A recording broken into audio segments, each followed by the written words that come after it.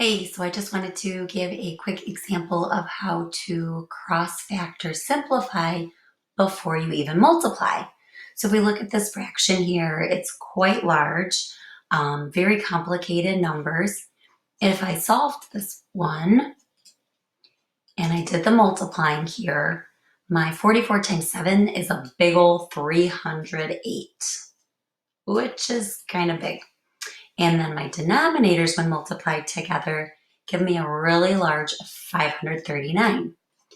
From this point, trying to simplify a fraction like this, when I'm not quite sure if they do have common factors that can be simplified by dividing top and bottom by, it becomes really complicated. So instead, get the same example. I'm going to show cross-factor simplifying. So it's a way to simplify before you even multiply.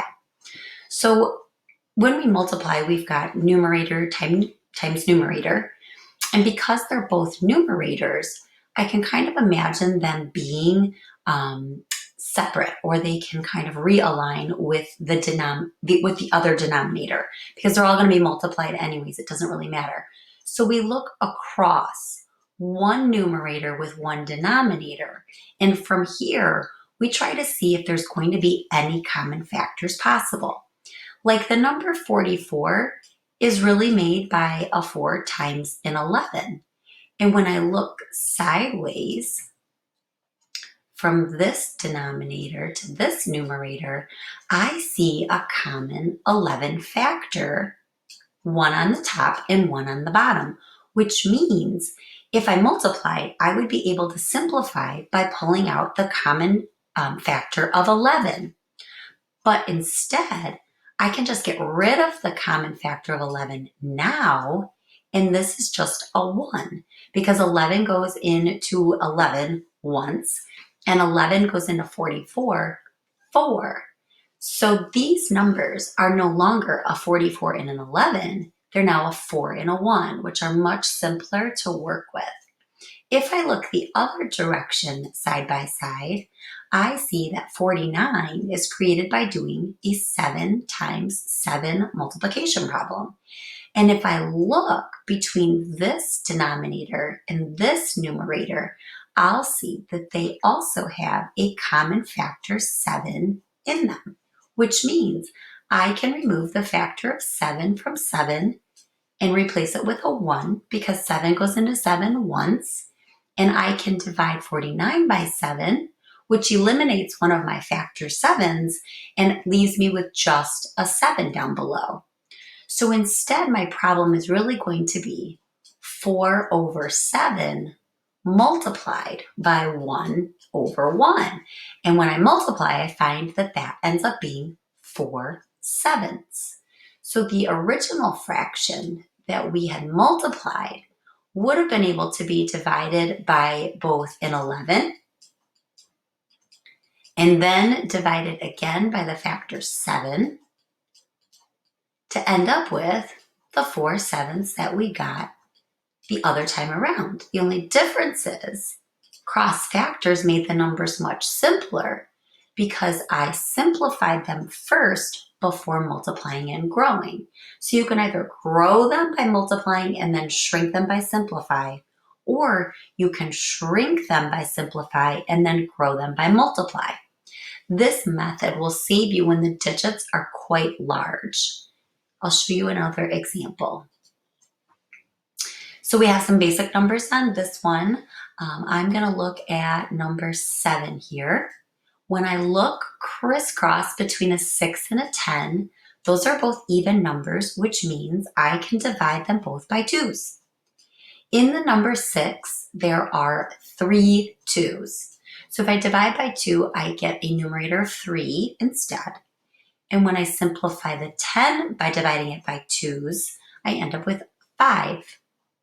When I look the other direction, I see a 7 and a 7, and I know that 7 and 7 both have the common factor 7. So I can divide them both by 7, making them simplified to just 1. So now my new problem that gets multiplied is 3 times 1, which is 3. and 1 times 5, which is 5. And 3/5 is simple.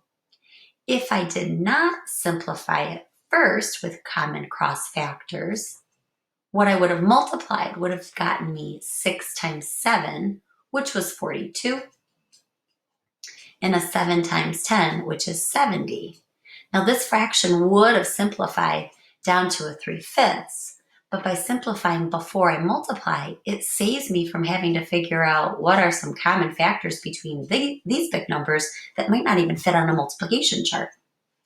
If we look at number 5 here, do you see a common cross factor between a 2 and a 2? Sure, you could divide them both by 2.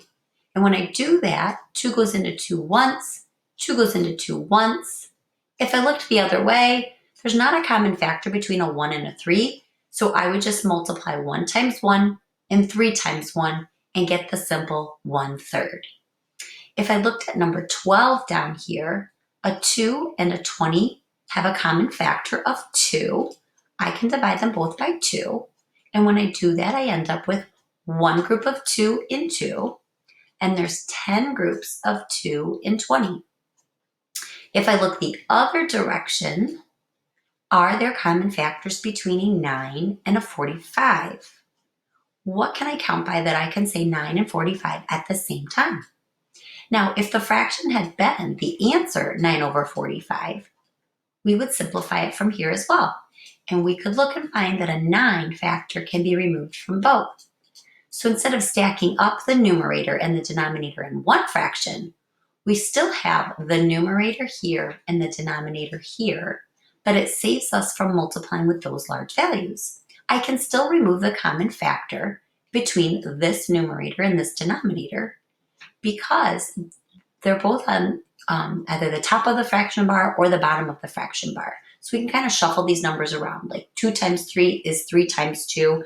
And so moving them and putting them with a different denominator really doesn't change the value because I'm multiplying here. So I'm going to remove a common factor of 9 from 9, which leaves me with 1, and a common factor of 9 from 45, which leaves me with 5. So when I multiply, instead of doing 2 times 9 and 45 times 20, I'm going to do simply 1 times 1, which is 1, and 5 times 10, which is 50. And now my answer can't be any simpler because I've already simplified before I multiplied. Hope this helps with cross-factor simplifying.